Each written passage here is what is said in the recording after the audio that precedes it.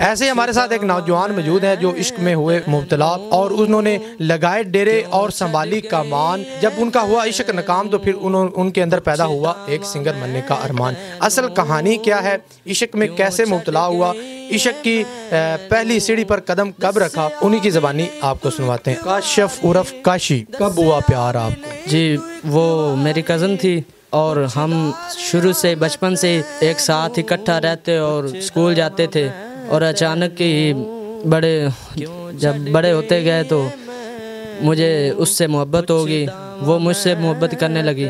लेकिन जब बात रोज़ाना चलती थी आपकी, फ़ोन पे होती थी या कहीं आप ज़मीनों में जाके बैठ के सुकून से बात करते थे? फ़ोन पे बात नहीं होती थी, हम जब सब इकट्ठा रहते थे उसका भी घर मेरे घर के साथ था। तो जब मौका मिलता तब आप मौके को ज़ाया ना होने देते, गुफ्तगू कर ले? जी हाँ। और फिर उनको इज़हार किया मोहब्बत का? जी नहीं, मैंने उसको इज़हार नहीं किया था और अचानक ही हमारा निकाह हो गया। नहीं, आपकी फरमाइश पर निकाह हुआ या खुद ब खुद निकाह हो गया? बस घर वालों की मर्ज़ी से निकाह जब हो चुका था उसके बाद 3 दिन वो मुझे छोड़ के चली गई। आपने उसको इज़हार किया था कि मैं आपको बहुत चाहता हूँ या मैं आपसे प्यार करता हूँ, आपके बगैर मेरा गुजारा नहीं? निकाह से 1 दिन पहले वो मुझसे मिली और मैंने उससे पूछना भी चाहा, लेकिन मेरी हिम्मत नहीं बनी कि मैं उससे पूछूं। जब आपने कमान संभाली तो आपको यही लगा कि तीर चलाने की बजाय खाली हाथ जो है वो आपका निशाना ठीक जा लगा, घर वाले रिश्ता कर? जी हाँ, जब घर वालों ने कहा कि हम तुम्हारी शादी उसके साथ करवा रहे हैं तो मैं दिल ही दिल में बहुत खुश हुआ कि जैसा मैंने सोचा था वैसा ही हो रहा है। जब उसने मुझे छोड़ा तब मुझे बहुत दुख हुआ कि अगर वो मुझे पहले बता देती तो मैं इतना दुख या इतना तकलीफ़ में ना होता। क्यों छोड़ा, रीज़न क्या थी? रीज़न यही था कि मैं बहुत गरीब था और उसके भाई बहुत शहर में काम वगैरह करते थे और उनके पास पैसा, गाड़ी वगैरह। अक्सर आशिक जो है वो जब नाकाम होते हैं इश्क में तो वो अपने ऊपर या तो ब्लेडों का नजराना पेश करते हैं या खुदकशी करते हैं या जो है वो नशे में आदी हो जाते हैं, नशे में मुब्तला हो जाते हैं। आपने क्या रास्ता चुन लिया? जी, मैं उनमें से नहीं हूँ।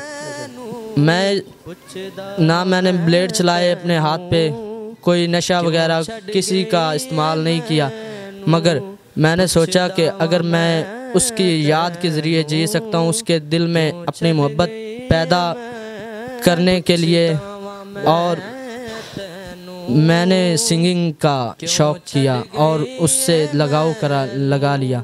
लफ्ज़ कितने तेरे पैरों से लिपटे होंगे, तूने जब आखिरी खत मेरा जलाया होगा, तूने जब फूल किताबों से निकाले होंगे, देने वाला भी तुझे याद तो आया होगा।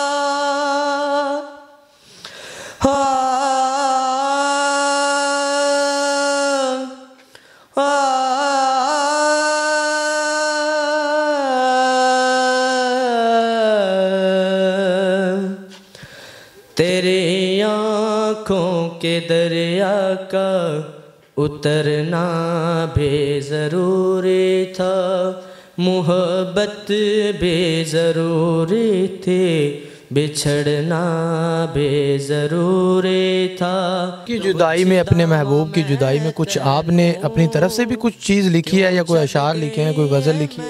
एक गाना है जो कि थोड़ा सा मैं आपको सुनाऊंगा। पुछदा मैं तैनू क्यों छड़ गई है मैनू पुछदा वां मैं तैनू क्यों छड़ गई है मैनू दस्या भी नहीं तू एक वारी दस्या भी नहीं तू एक वारी पुछदा रहा मैं तैनू पुछदा हाँ मैं तैनू क्यों छड़ गई है मैनू पुछदा वां मैं तैनू क्यों छड़ गई है मैनू। आपको कोई प्रोग्राम जो शादी अक्सर होती है, शादियाँ होती है, वहाँ पे किसी ने इनवाइट किया है कि एज ए सिंगर आप वहाँ पे पहुँचे? जी नहीं, अभी तक मैं इतना आगे तक शो ही नहीं हुआ।